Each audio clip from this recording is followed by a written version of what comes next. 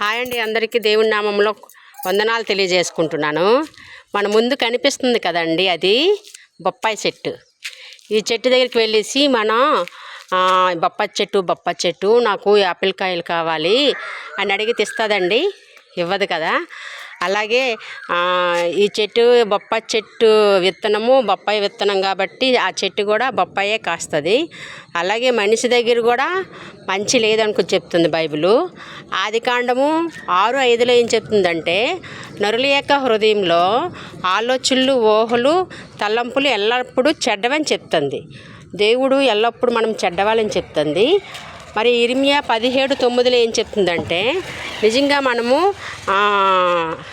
మన హృదయం మోసకరమైనది, వ్యాధి గలది, మన దగ్గర ఏముంది, ఎల్లప్పుడూ చెడ్డవాళ్ళము, మోసకరమైన ఉదయంతో ఉన్నామని కూడా బైబిల్ చెప్తుంది. మళ్ళీ రోమా 4:3 ఏం చెప్తుందంటే, ప్రతి మనుషుడు కూడా అబద్ధికుడు అని చెప్తుంది. ప్రతి మనుషుడు అబద్ధికుడు అని చెప్తుంది. అలాగే మనం చేసే నీతి క్రియలు, గొప్ప క్రియలు, మన తెలివితేటలు అన్నీ కూడా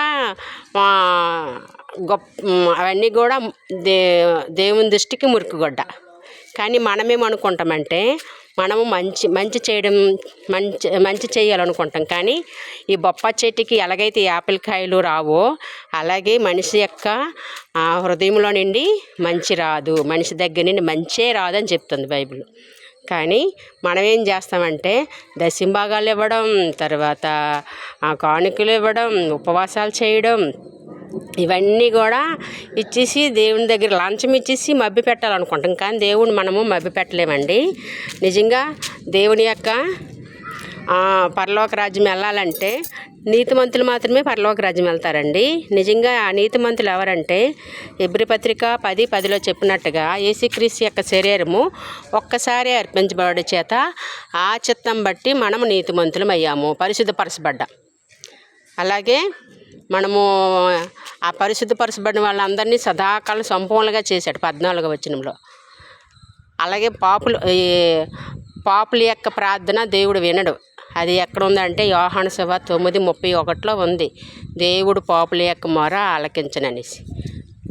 కాబట్టి మనము ఒకప్పుడు పాపులమే, ఇప్పుడు యేసుక్రీస్తు కృప ద్వారా, యేసుక్రీస్తు చిందించిన రక్తం ద్వారా మనము నీతిమంతులమే.